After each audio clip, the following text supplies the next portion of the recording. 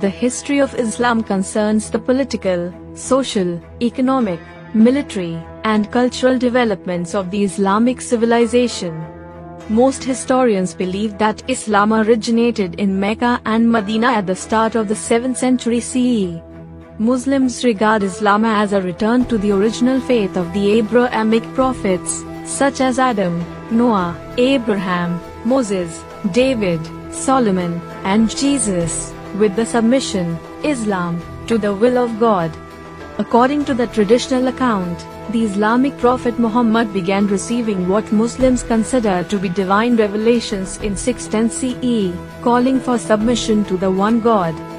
In 622, a few years after losing protection with the death of his influential uncle Abu Talib ibn Abd al-Muttalib, Muhammad migrated to the city of Yathrib, now known as Medina.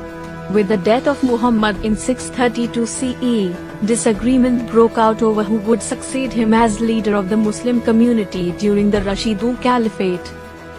The early Muslim conquests were responsible for the spread of Islam. By the 8th century CE, the Umayyad Caliphate extended from Muslim Iberia in the west to the Indus River in the east.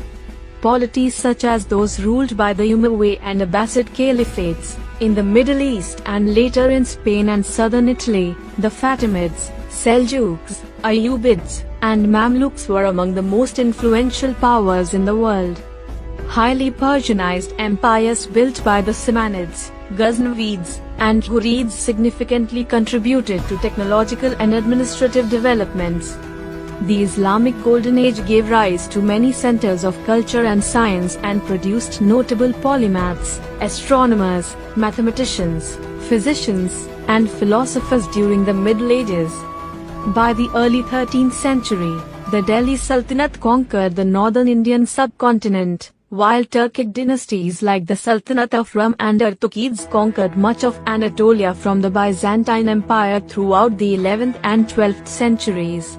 In the 13th and 14th centuries, destructive Mongol invasions and those of Tamerlane, Temur, from the east, along with the loss of population due to the Black Death, greatly weakened the traditional centers of the Muslim world, stretching from Persia to Egypt, but saw the emergence of the Timurid Renaissance and major global economic powers such as the Mali Empire in West Africa and the Bengal Sultanate in South Asia.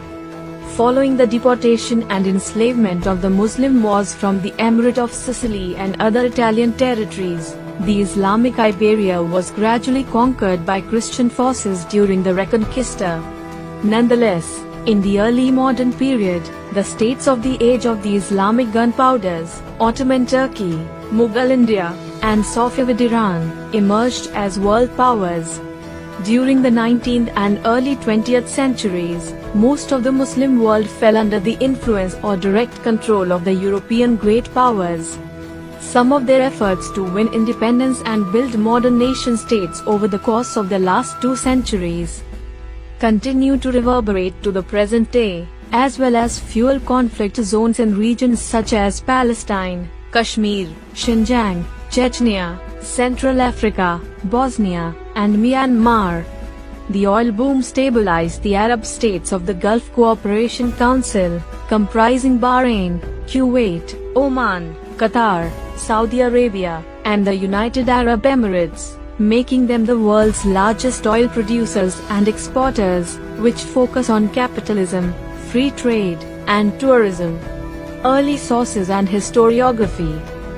The study of the earliest periods in Islamic history is made difficult by a lack of sources. For example, the most important historiographical source for the origins of Islam is the work of Al-Tabri. While Al-Tabri is considered an excellent historian by the standards of his time and place, he made liberal use of mythical, legendary, stereotyped, distorted, and polemical presentations of subject matter, which are however considered to be Islamically acceptable, and his descriptions of the beginning of Islam postdate the events by several generations, Al-Tabri having died in 923. Differing views about how to deal with the available sources has led to the development of 4 different approaches to the history of early Islam. All four methods have some level of support today. The descriptive method uses the outlines of Islamic traditions, while being adjusted for the stories of miracles and faith-centered claims within those sources. Edward Gibbon and Gustav Weil represent some of the first historians following the descriptive method. On the source-critical method, a comparison of all the sources is sought in order to identify which informants to the sources are weak and thereby distinguish spurious material.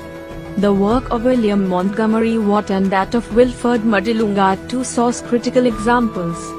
On the tradition-critical method, the sources are believed to be based on oral traditions with unclear origins and transmission history, and so are treated very cautiously.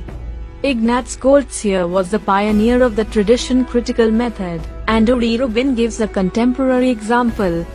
The skeptical method doubts nearly all of the material in the traditional sources, regarding any possible historical core as too difficult to decipher from distorted and fabricated material.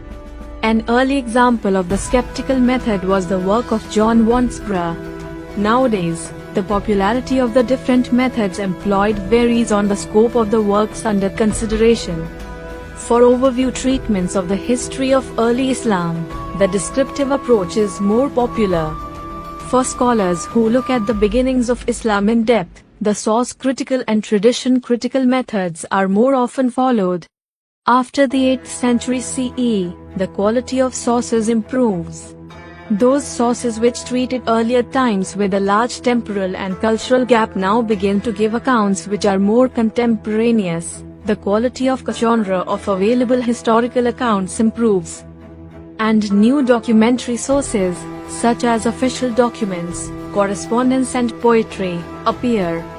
For the time prior to the beginning of Islam, in the 6th century CE sources are superior as well, if still of mixed quality.